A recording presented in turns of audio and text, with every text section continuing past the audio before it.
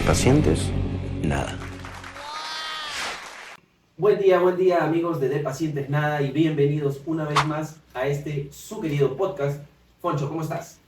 Muy bien, David, contento de estar con ustedes una vez más. Además, doblemente contento porque David está aquí, sigue aquí en el departamento de Ica, en el maravilloso departamento de Ica, y listos para iniciar con un tema interesantísimo. El día de hoy vamos a hablar de dos características humanas muy especiales, como lo son la risa y el miedo. Así es. Nos dejaron estas consultas respecto a por qué se genera la risa, qué tanto se ha investigado en psicología y en neurociencia y en todo este tipo de cosas respecto a la risa y qué cosa es el miedo, ¿no? A mí me causa muchísima curiosidad el saber por qué, por ejemplo, un bebé se ríe. Porque a veces ven un pajarito y se ríen. Así es. Y también a veces ven que un huevón se saca la mierda y también se ríe. Entonces, ¿qué cosa cerebralmente crees o sabes que se haya investigado respecto a la risa? Bueno, la risa es una reacción emocional con respecto a un elemento externo o interno cuando van pasando los años, pero inicialmente los primeros años de vida por lo general son situaciones externas, ¿no? Lo más alucinante es que se ha visto que hay bebés recién nacidos de menos de un mes que están durmiendo y sonríen. Es más, creo que he visto en alguna oportunidad, no sé si me estoy equivocando, pero me parece haber visto algún video de una ecografía de un bebé riéndose. Así es, yo también. Incluso dentro de la panza de la mamá se ríe. Sí, ¿y qué sucede? Que la risa no aparece nunca de la nada. Siempre hay algo que la gatilla, siempre hay algo que la activa.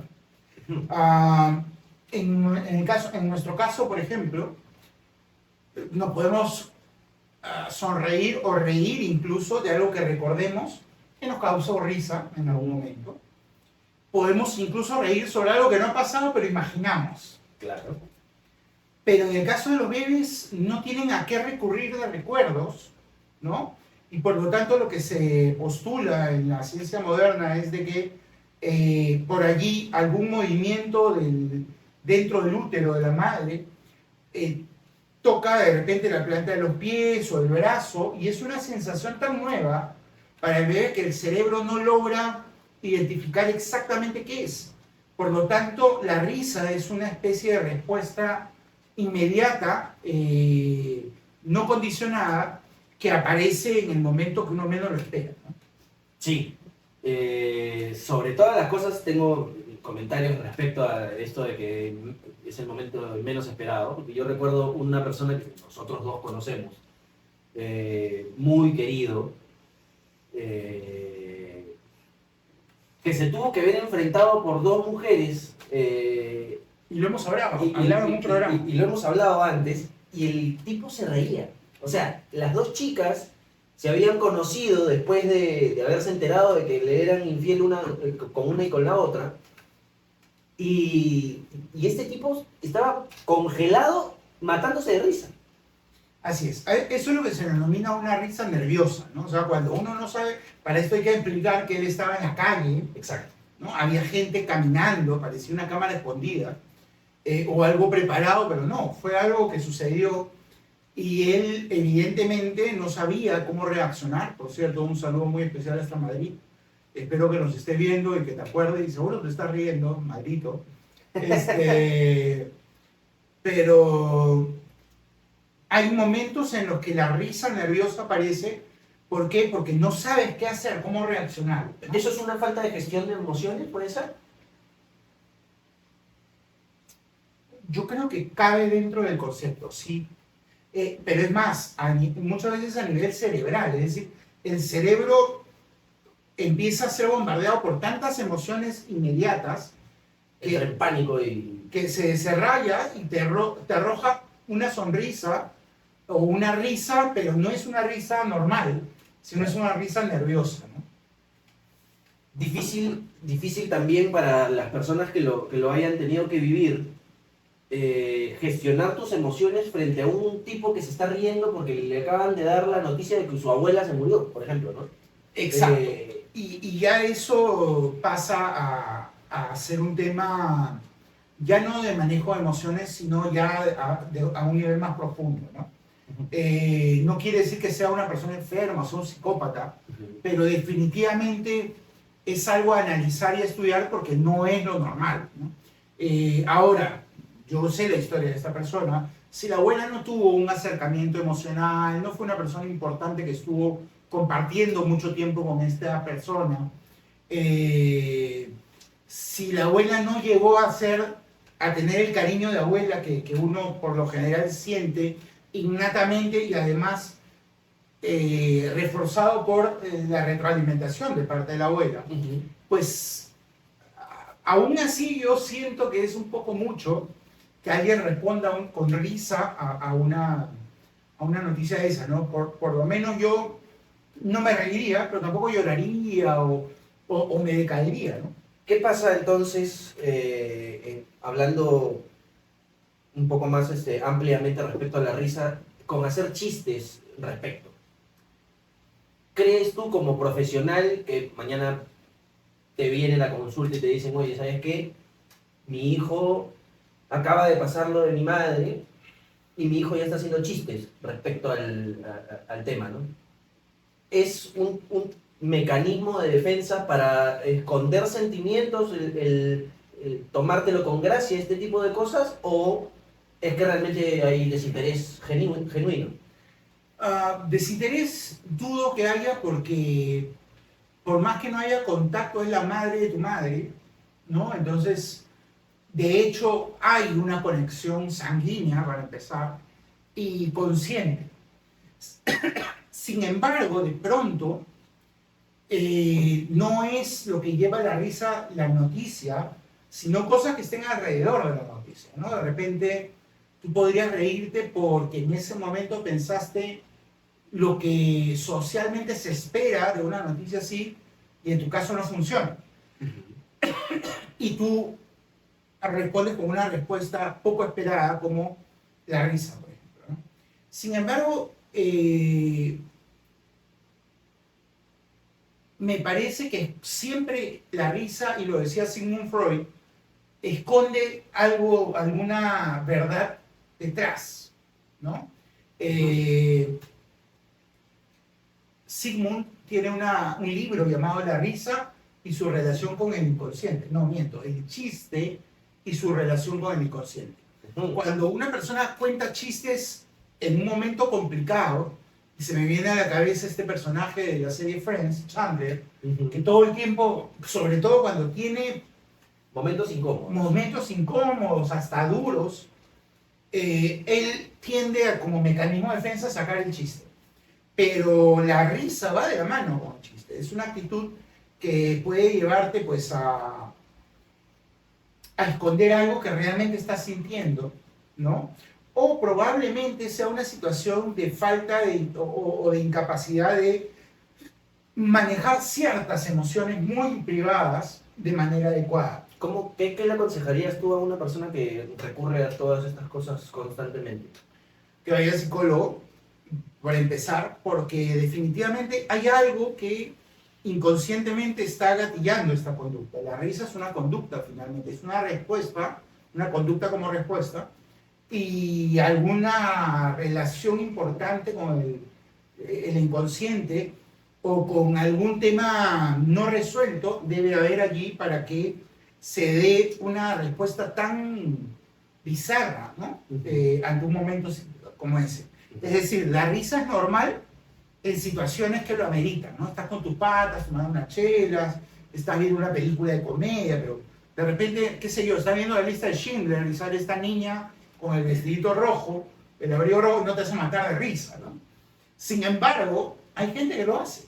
Hay gente que lo hace, ¿por qué? Porque hay muchas elaboraciones inconscientes que en ese momento aparecen, ¿no? Desde probablemente ser un neonazi, ¿no? Algo muy consciente, hasta por allí una cuestión de percepción del cine o de la filmación o de la dirección que te genera risa, ¿no? Cuando debería no generarte eso. Así es. Eso es falta de empatía, entonces, en primera instancia, ¿no? En primera instancia sí, porque de hecho podría haber gente judía en el cine y tú tienes que ser consciente que reírte en un momento como ese es de muy mal gusto, ¿no? Por más que sientas las ganas, ¿no? Ahora, hay un momento en que la risa, no sé si te ha pasado, dejas de poder controlarla y se apodera de ti y no puedes parar. ¿Te ha sucedido alguna vez eso? 1000 veces. 1000. ¿Alguna situación muy especial que recuerdes en la que no hayas podido parar de reír y estás llorando y sigues riéndote? Mira, yo tiendo a burlarme mucho de mí, de mis desgracias. Así que creo que es bastante común en mí eso de acudir a la risa para quitarle peso a mis problemas. Así es. Porque el principal crítico, como bien saben, de mi vida soy yo mismo. No hay nadie más duro conmigo que yo. Así es. Entonces, si yo viviera con esa constante costumbre de presionarme y de machacarme las cosas, probablemente ya me hubiera colgado, ¿no? La risa conmigo funciona para un par de cosas muy interesantes.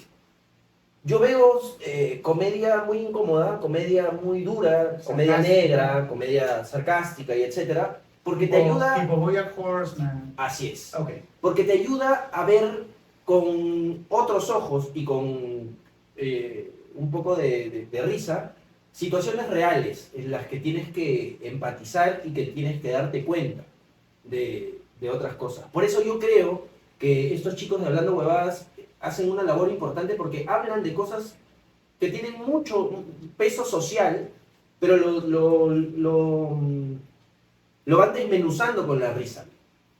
Ellos no están buscando, porque es una técnica de improvisación, no están buscando reírse del problema, sino lo que intentan hacer es visibilizarlo para que todo el mundo que haya pasado por una situación o que sepa de la situación pueda conseguirse reír de este tipo de cosas. Y ayuda mucho porque, como ustedes sabrán, la risa, esta revista Selecciones, que no sé si sigue circulando, la verdad, hace mucho tiempo no veo una, pero es una revista de selecciones del Reader's Digest.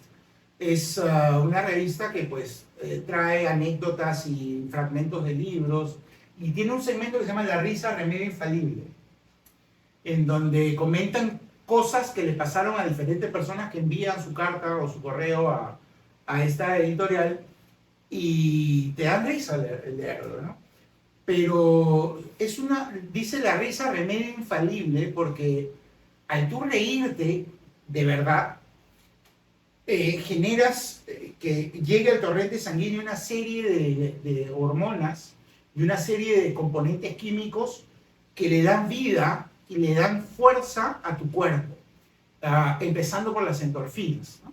Entonces, recuerdo, para que la gente entienda a qué te refieres, un fragmento específico de este programa, Hablando Huevadas, en donde una señora les cuenta que acababa de salir de quimio y que tenía cáncer al colon, recuerdo, y ellos al comienzo se nota el choque emocional de, oye, qué pena, ¿no? Esta persona ya está sufriendo, pero luego, de una manera genial, muy humana, y como con una técnica, como bien lo has mencionado tú, termina uno de ellos diciéndole, oye, pero ten cuidado que si te encuentro yo curo el colon tirando, ¿eh? Y la señora se mataba de risa y estoy seguro que en ese momento lo último que pensó era en su cáncer, ¿no? Exactamente. Y mucha gente se salva, para los que no han tenido la oportunidad de ver esta gran película, Patch Adams, con el gran Robin Williams, que en paz descanse. Esto es un postulado de un médico, ¿no? Que le dicen Patch Adams, que él está absolutamente seguro que hacer reír a los pacientes, aún en las situaciones más dolorosas, los ayuda a curarse, ¿no? Y por eso es que él jugaba con los pacientes y se disfrazaba. Y menguas el dolor también. Totalmente, totalmente, ¿no? Yo llegué a empezar a ver esta serie cuando tuve una ruptura muy dura, ¿no? En mi vida personal. Empecé a ver a estos chicos de Hablando Huevadas, y ese dolor emocional que a veces puede llegar a ser hasta físico, o te rompiste la pierna, o estás con una migraña muy fuerte, empiezas a ver algo. A mí me pasa con Lelutier, por ejemplo, ¿no? Que ya vamos a hacer un programa de Lelutier, no sé hace cuánto tiempo estamos prometiendo. Y no Que es algo de lo que hablan, ¿no? Porque hay un segmento en el que hablan sobre yo era un infeliz. Ese tipo de comedia es encontrar gente que es... A ver, los chicos de Hablando Huevadas de repente lo maxifican y lo tiran mucho hacia el extremo de una persona con cáncer. Yo tengo un gran amigo mío que su mamá tenía cáncer y pues su respuesta era, bueno, por lo menos te vas a ahorrar la peluquería, ¿no? No vas a ir a la peluquería y se caga de risa, ¿no? Así es. Para poder intentar traspasar ese proceso.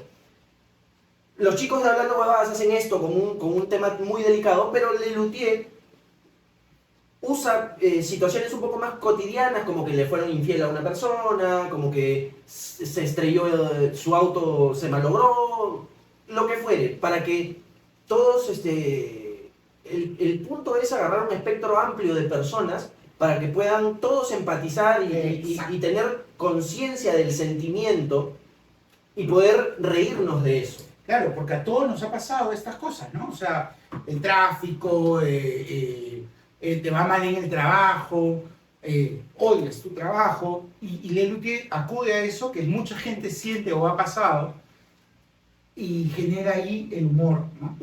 Que es tan importante. El equipo de producción nos pone ahí algo importante, ¿no? Dice, antaño se creía que los bebés sonreían de manera involuntaria, es decir, que simplemente contraían músculos de la cara inconscientemente. Pero los estudios recientes han demostrado que tan solo 24 horas de vida ya responden con sonrisas a estímulos positivos como caricias o aromas agradables. A partir de las 23 semanas, el feto ya sonríe dentro del vientre materno y 36 horas después de nacer ya sonreirá por imitación. Dicho esto, no será hasta el primer mes cuando tenga las llamadas sonrisas sociales, es decir, aquellas que antes de producirse buscan el contacto visual, ¿no? Sí, sumamente interesante. El agradecimiento al equipo de producción, siempre atento, ¿no? A apoyar, la mayoría de veces hay que decirlo, porque a veces falla y me deja... brilla por su ausencia. Y me deja no prender la cámara. Así es. Pero en efecto, ¿no? Todos los seres humanos tenemos algo que se llaman las neuronas espejo. Las neuronas espejo fueron descubiertas por un fisiólogo italiano que estaba haciendo experimentos con un mono. Entonces le ponían lectores al mono en la cabeza y ellos le mostraban imágenes y se prendían ciertas áreas del cerebro, ¿no? Ya desde lo que postuló Alexander Broca, él decía que hay áreas especializadas en el cerebro. La risa está en un sitio específico. Entonces, llegó un momento en que este científico italiano dejó de enseñar las fotografías y se paró a hacer otra cosa. Y había un ser humano, un ayudante de este científico, que también tenía puestos los mismos lectores, y se puso a ayudar al fisiólogo a ordenar algunas cosas del laboratorio, y se habían olvidado de quitarle al mono estos lectores. Entonces, de un momento a otro, vieron que en el mono, sin estar viendo nada, ninguna lámina, empezaron a encenderse ciertas zonas del cerebro que estaban en ese momento encendiéndose en el ayudante. Es decir, el mono solo mirando, por esto de las neuronas espejo, imitaba las sensaciones y emociones que el ayudante sentía. ¡Wow! Y ahí las neuronas espejo se dice erróneamente que son la empatía. No, las neuronas espejo son la parte del cerebro que es necesaria para la empatía, pero no todos sienten empatía a pesar de tener neuronas espejo. Entonces el niño, no sé si les ha pasado a ustedes, a mí algo que me encanta hacer es que cuando estoy en la cola de un supermercado, por ejemplo, y hay una madre con su hijo en brazos, y el niño te está mirando, yo empiezo a jugar con él y, por ejemplo, le saco la lengua, y el niñito te saca la lengua. No es que el niño esté imitándote porque ha racionalizado y ha dicho, voy a jugar con este señor que no conozco. Claro. Es la neurona espejo que imita la conducta, ¿no? Entonces, sí, en la primera infancia, definitivamente la risa es una respuesta a la imitación. Pero ya después de un cierto tiempo, más o menos al mes, ya el niño que sabe quién es su mamá y que sabe quién es su papá, y como ellos les dan, conoce sus voces y les da de comer, lo cambian, le quitan ese ardor que a veces tiene en la nalga porque se está gritando, ¿no? El niño siente la voz de papá, lo busca, lo mira y sonríe porque ya hay una conexión emocional, ¿no? Así es. Ahora, la risa, además, hay que entenderlo, luego va siendo educada, ¿no? Hay formas de reírte y hay maneras y hay lugares en donde puedas reírte. Entonces, ya los padres, sin quererlo, vamos enseñando a nuestros hijos dónde es correcto reírse, dónde es correcto hacer una broma, dónde es correcto tirarte un gas y reírte, ¿no? Y dónde no.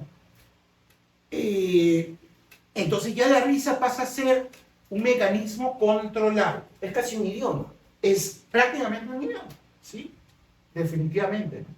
Y la risa, pues, es algo que pocos animales tienen. Ustedes han visto muchos videos de perritos que aparentemente están sonriendo, pero ellos no sonríen con la boca, ¿no? Yo acabo de leer hace poco un estudio que postulaba que las ratas, los gatos y los perros se ríen. Mira, o sonríen. No, se ríen. Ah, Cuando responden a las cosquillas. Ya, pero no emiten sonido. A una frecuencia que el humano no puede escuchar. ¡Oh! Es alucinante. ¡Qué interesante! Busquen ese artículo, es bastante interesante. Es muy interesante. El equipo de producción además nos dice, una vez estábamos rezando en mi salón, en el colegio, y estaba sentada al lado de mi mejor amiga. Y quien dirigía la oración comentó algo sobre rezar por alguien que tenía encefalitis. Era una situación súper seria, pero esa palabra despertó un recuerdo en mi amiga y yo al mismo tiempo, a quien en esa época le gustaba a alguien que tenía la cabeza un poco grande. Nos miramos al mismo tiempo y nos matamos de risa. Lo peor de todo es que no podíamos dejar de reír y terminó siendo un momento muy incómodo porque parábamos, pero nos volvíamos a mirar y estallábamos de risa nuevamente, ¿no? Un tremendo roche, dice. Y sí, a mí me pasó una vez visitando una gran amiga de la familia, una señora mayor, que en algún momento ella era muy amable, se desvivía en atenciones para conmigo, mis padres, mis hermanos, y en algún momento dijo algo que ni siquiera me acuerdo que algo tenía que ver con una cámara de fotos, pero gatilló un recuerdo y empecé a reírme yo solito, pero es esa risa que no para y no para y estás llorando y te ahogas. Y de repente la pobre señora llegó y nos encontró a toda la familia arrastrándose de risa porque ellos se contagiaron de mi risa y no sabían de qué me reía yo y no podíamos parar todos de reír. De repente fue uno de los últimos momentos más graciosos, más felices que he pasado con mis padres y con mis hermanos, porque estábamos toditos. Y se me ha venido ahorita a la cabeza hablando de la risa, ¿no? En efecto, a veces nos pasa eso. La risa es contagiosa, ¿no? Es muy contagiosa. Y hay risas especialmente contagiosas. Sí, claro que sí. Y la risa y la comedia o el chiste de lo que estamos hablando tiene la automatización de la mirada. No sé si nos ha pasado. En algún momento en el que estás en una situación que ves pasar a una persona mal vestida o diferente o lo que fuere y es tan solo hacer y ya estás sabiendo qué cosa es lo que tú piensas, lo que te estoy queriendo decir y riéndonos del chiste que ni siquiera hemos hecho. Y ni siquiera hemos hablado. Por supuesto, eso me pasa a mí muchísimo con Kevin, mi hermano, España, nosotros tenemos un automatismo pero alucinante. O sea, es solo mirarnos y decir así. O sea, es chao. Y nos matamos de risa solos, entre nosotros. Tenemos chistes internos. A ver, David, imita una risa que hayas escuchado y que sea peculiarmente graciosa para hablar de tipos de risa. Yo tengo dos en la cabeza ahorita. Hay un español que se llama Dani Rovira, es un actor, tiene un especial en Netflix, él superó un cáncer e hizo stand-up comedy al respecto. Él decía que Messi era la persona que tenía la mejor risa del mundo porque era una risa inocente, lo veía como si fuera... Ese tipo de risa es la que él postula que tiene Messi, ¿no? Ahora que lo pienso, nunca he escuchado reír a Messi, a carcajadas, evidentemente, ¿no? Sí, sí. Alguien que tiene una risa muy pegajosa y muy bonita, y que me encantaría que se ría más, es mi papá. Ah, no te creo. Mi papá Bueno, yo sí lo he gozado riendo. Sí. tiene una muy linda risa, tiene una muy bonita sonrisa, pero lamentablemente Claro, la ha dejado un poco de lado. el papá de David, mi primo hermano, que es como mi hermano mayor, es como un poco como Shrek, ¿no? O sea, le cuesta soltar la risa, la sonrisa, pero muy sencillamente le pones una película cómica de los 80s y es inevitable que se ría. Claro, ¿no? Y se ahoga de la risa. Sí. Como que no da más y se ríe muchísimo. Yo tuve Cortito, me acabo de acordar de la anécdota de su mejor amigo, Dani. Dani. Dani no me la contó a mí porque él lamentablemente falleció cuando yo era un niño. Sí. Pero su sobrino, Darixo, a quien le mando un abrazo también, que es un gran amigo mío, uno de mis mejores amigos, nos contó cómo uno de sus tíos hizo una barrabasada, pero terrible, ¿no? Que en el momento, me imagino, debe haber sido súper duro para la familia, pero cuando nos lo contaba a nosotros, nos matábamos de risa. Y no tiene mucho de gracia, ¿ya? ¿Qué pasa? La abuela de este señor, Dani, tenía diabetes y le habían cortado las piernas. O sea, es súper duro, ¿ya? Pero le habían cortado las piernas. Su tío, por el Día de la Madre, fue con unas zapatillas nuevas. No puedo creer. Y le dijo, ¿Eso de verdad? de verdad, ¿no? Le dijo, toma, feliz Día de la Madre. La mamá lo mandó al carajo, porque evidentemente no tenía zapatillas, no tenía piernas para poder usar zapatillas. Y dice que el tío regresó arrebatado a la sala y le dice, que encima se molesta mi mamá que le estoy comprando zapatillas, mira cómo se pone. No te creo. Es un cague de risa la anécdota, pero ¿habrá sido una broma de él o está despistado? de repente es un genio de la comedia y nunca lo supimos, Claro. o simplemente nunca tuvo empatía, no lo sé. Yo al señor no lo conocí, yo solo conozco la anécdota. Qué gracioso, por Dios. Yo tuve un enamorado cuyo hermanito, pasamos con mis hermanos y con él un año nuevo, me acuerdo. Y este chico tenía una manera de reírse muy particular, que cuando empezaba a reírse todos nos matábamos de risa, de su risa, ¿ya? Y eso le generaba más risa y no podíamos parar, ¿no? Era algo así como...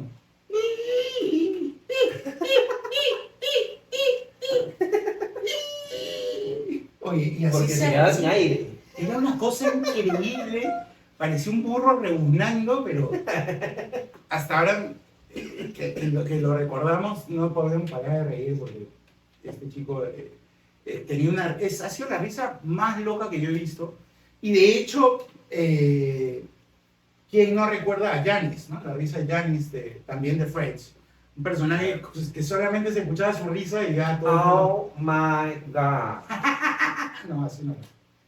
No, es que era demasiado escandalosa. No, y además en una nota Súper altísima, estridente, ¿no? O sea, muy bueno el papel de Yanis. Pero bueno, Entonces eso es un poco lo que es la risa para el ser humano, es una herramienta necesaria y poco, lamentablemente poco usada.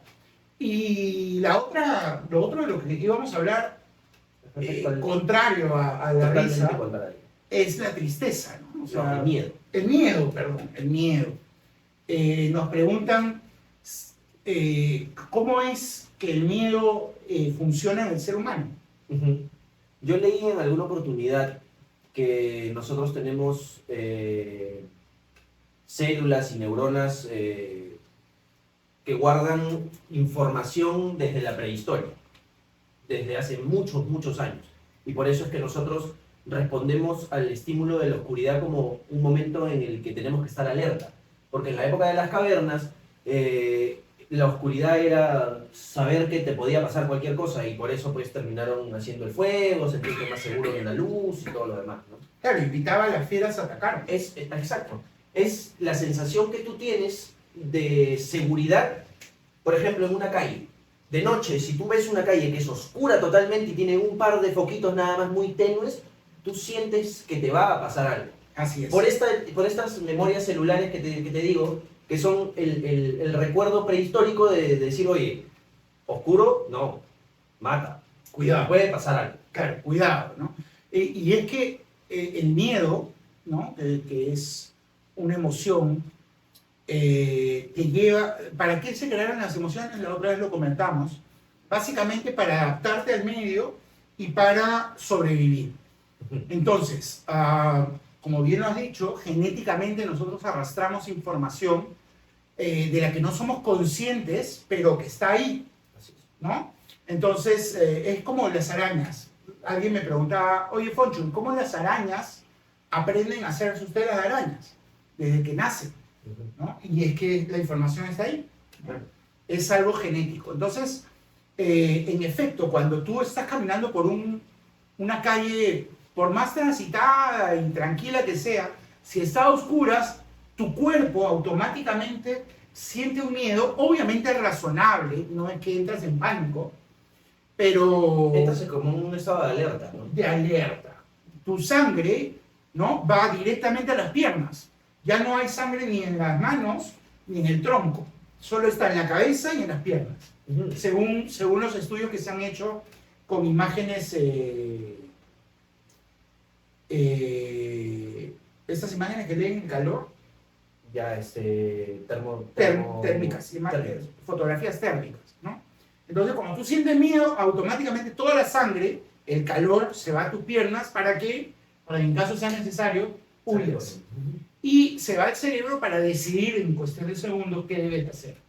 Porque en efecto, pues, o sea, tú ibas caminando allá cuando todavía empezábamos a llegar a ser Homo sapiens, y de repente te agarraba en la noche, escuchabas ruidos, ¿no? Y no podías ver, ¿no?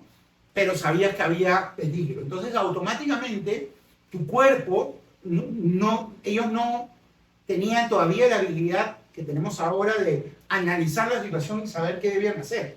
En ese momento, lo maravilloso de las emociones es que te preparan para que en caso suceda algo, tú puedas reaccionar de la mejor manera y como consecuencia sobrevivir, ¿no? Ahora, el miedo definitivamente es aprendido, definitivamente. Por ejemplo, cuando yo vi Tiburón, que ha sido muy grande, yo ya sabía nadar, nadaba en el mar, nadaba en ríos, nadaba en lagos, nadaba en piscinas y nadaba muy bien. Pero recuerdo alguna vez haber ido al mar, solo me ha pasado en el mar, evidentemente, y llegó un momento en que estaba muy metido al fondo. Te sientes minúsculo, weón. No solo eso, sino que en algún momento me hice consciente de que mis pies estaban flotando y que algo podría estar abajo mirándome. Puta, es el miedo ¿Te de ha la pas- gente. te ha por pasado supuesto, a ti? claro. Porque yo nado de noche en el mar. Wow, peor todavía. Ustedes saben, yo vivo en el Callao y detesto a la gente. Entonces, en el verano yo lo que hago es irme 7 de la noche, 8 de la noche, 9 de la noche y me meto al mar. Y me quedo 40, 45 minutos metido en el agua y en muchas oportunidades se me ha presentado el miedo así casi de pánico de sentir de que hay algo debajo. Tal Que cual. puede haber algo que te ataque Y te hace eres- salir del mar. Eres totalmente vulnerable. Sí, sí, sí. Porque sí. estás en mitad de la nada, muy lejos de la orilla y está oscuro. No, y eres consciente que puedes llamar a tus amigos que de repente están en la orilla, pero no van a llegar, ¿No? ¿no? Y no sabes, además, qué podría ser lo que te pueda rozar o tocar. Y en ese momento tu mente empieza a jugar, Claro. ¿no? Ahí hay que tener cuidado de enseñarle a las personas a tranquilizarse, porque una persona que no tiene control de sus emociones se puede ahogar, solo por eso. Sí, claro. ¿No? Entras en pánico, empiezas ni siquiera te acuerdas de nadar bien y puedes tragar agua y fuiste. Claro. Así es. El miedo, igual que la risa, creo que son aprendidos, ¿no? Porque, no sé, Bueno, tú Habrá- mismo lo has dicho. Hay alertas inconscientes, genéticas, que ya vienen aprendidas genéticamente, pero hay esa otra gran, yo diría que eso es un 10%. El otro 90% de nuestros miedos son aprendidos, ¿no? Y por lo general, por el entorno o círculo más cercano que son padres y hermanos. claro. Padres y hermanos, ¿no? El miedo siempre es válido o hay miedos que realmente son Infundados. irracionales, son miedos que, oye, no deberías de tener miedo a tal cosa. De hecho que sí, ¿no? A mí me pasó algo bien loco. Creo haberlo comentado, ya no recuerdo si aquí en este podcast o con mis amigos, pero estaba en Francia, en París, con mi familia, y de repente subimos a esta, ¿cómo le llaman? La Noria, un rollo de Chicago, que en realidad es un atractivo turístico porque ni siquiera va a velocidad ni nada. O sea, No, es la vista nada es más. solo para que tengas una vista de la Torre Eiffel y de París. Y yo estaba sentado y nunca le he tenido temor a las alturas, jamás. Pero ese día estaba, pues, no sé, tranquilamente 18, 20 pisos arriba. En una cabina con mis hijos, ¿no? Y de un momento a otro, uno de ellos se paró y empezó a hacer esto, la cabina. Y yo por primera vez en mi vida sentí vértigo, sentí miedo a caer. Y miraba y el corazón se me salía, ¿no? Y entonces Curioso. me senté y ellos se dieron cuenta y como la mayoría de chicos empezaron a moverse más. Claro. Y yo les metí un grito, cosa que yo jamás he hecho con mis hijos, no les grito nunca. Pero en ese momento el terror habló, ¿no? ¡Carajo, no se para! Y ellos se sorprendieron, ¿no? Y se empezaron a matar de risa porque yo estaba petrificado, o sea, no podía moverme en Era medio. silvestre, weón, chapado del techo. Tal cual. Entonces, bueno, como psicólogo ya aprendes algunas cosas. Entonces en ese momento empecé a respirar, empecé a racionalizar. Dije, tranquilo, no hagas un papelón delante de tus hijos, ya lo había hecho. Pero pude controlarme y bueno, aceleré el bajarme lo más rápido posible. Mira qué curioso lo que dices, porque me has hecho acordar un miedo que tengo, que es muy, muy curioso. Yo en el departamento en el que estoy viviendo ahora, hay una parte en la que está el techo, y siempre me ha llamado la atención la altura. Nunca me ha dado miedo. Es más, yo siempre busco que acercarme lo más a la orilla posible para mirar hacia abajo. Me encanta. Lo he hecho en obras recién construidas, cosas que están así todas hechas mierda y llenas de polvo, y digo, ¿qué pasaría si me saco la mierda acá? Bueno, pues no. Me encanta tener los pies en el filo de lugares muy altos. Pero un miedo que tengo muy grande, no sé si es claustrofóbico o qué, yo puedo subirme a un ascensor, no hay ningún problema. Lo hemos hecho. Pero si yo me subo al ascensor y me quedo más de 3 o 4 minutos, que me ha pasado, porque yo en el hotel en el que trabajaba, 25 pisos, tenía que ir al piso 13 y bajabas así y subías, y bajabas y subías, y bajabas y subías, y sentía que en algún momento esa mierda estaba tan alto que ¿qué pasaba si es que yo me caía? Y decía, bueno, pues voy a caer hecho una torreja, hecho una porquería, porque voy a quedar en el sótano 10, Claro. hecho una porquería. Esa huevada me pasaba con los ascensores. Interesante. Y de pronto ha sido porque has visto alguna película o alguna noticia de... Y a veces ni siquiera somos conscientes de que la estamos viendo. De repente la has escuchado simplemente y tú, sin darte cuenta, has imaginado, has analizado y has dicho, pucha, esto podría Otra pasar. cosa que hago es salir rápido Salir rápido del ascensor. Ah, Porque he visto, exacto, porque he visto y he escuchado N de huevadas que acá en Perú no pasan, pero han pasado en China, en la concha de su madre, y huevón, el ascensor se cae y te corta la mitad. Y a lo que yo hago es la línea, digo, espérate, mierda, me mando. claro. Miedo cojudo, porque es muy poco probable, los accidentes en ascensores son muy bajos. Son ínfimos. Así es, pero son emociones. Las emociones no obedecen a la razón, obedecen a la sin razón. Entonces es interesante ese tema porque muchas veces no nos explicamos y por qué me pasa esto, ¿no? Y en efecto, pues lo importante es manejar el temor, manejar el miedo, porque así como te ayuda, cuando es excesivo, te puede paralizar. Y eso sí significa algo muy peligroso, sobre todo en nuestro país, ¿no? O sea, si tú estás frente a una situación peligrosa, no pienses en afrontarla, no pienses en pelearte, no pienses en defenderte, trata de huir. Eso es lo más recomendable. Hay miedos muy inexplicables también, ¿no? Yo conozco a alguien muy grande, físicamente hablando, muy grande. Le tienen temor a las cucarachas, weón. No es asco, es temor. Sí, claro, yo soy un maricón para las cucarachas y para los ratones, las ratas. O sea, lo peor que me ha pasado a mí, Es ir a mi casa.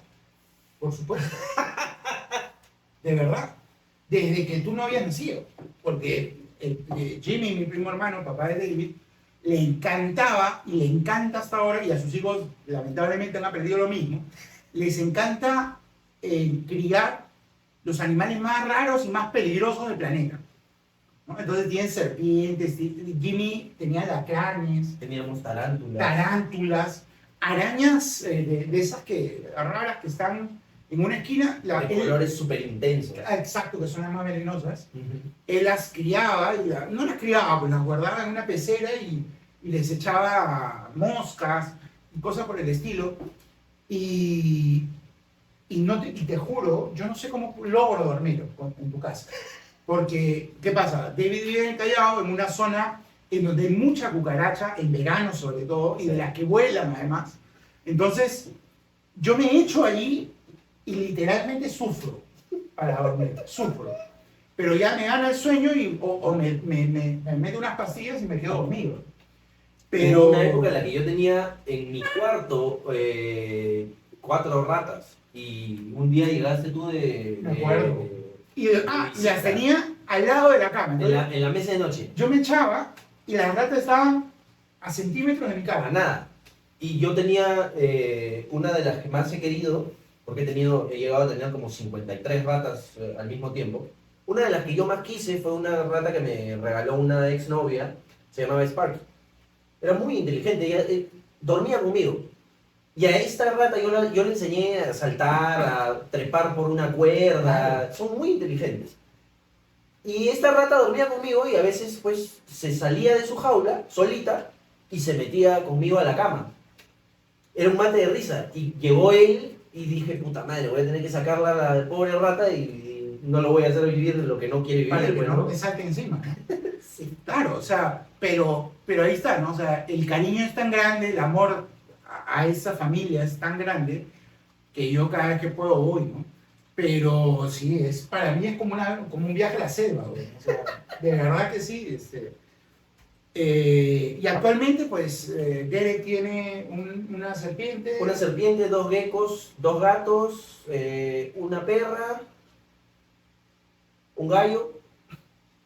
Eso es lo que tenemos ahora en casa. Que es probablemente el número más bajo que han tenido en su vida.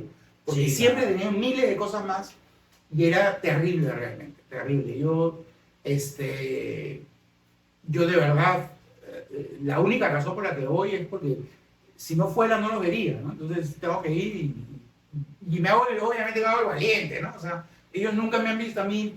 Yo antes de dormir chequeo las esquinas, miro la... No, no puedo. Sí, yo soy aracnofóbico y las cucarachas es una cosa... Es más, si tú ves mi casa llena, el departamento lleno de estos mosquiteros en las ventanas, es por las cucarachas, porque acá también hay bastante cucarachas en verano. Y verano hay casi todo el año en Ica, entonces mi casa es a prueba de cucarachas. Y sin embargo, aún así he encontrado dos en un año y medio que llevo acá, felizmente muertas. Sí. Pero bueno, queridos amigos, amigas, este ha sido el programa de hoy. Espero les haya gustado. Cuéntenos sus miedos. Sí.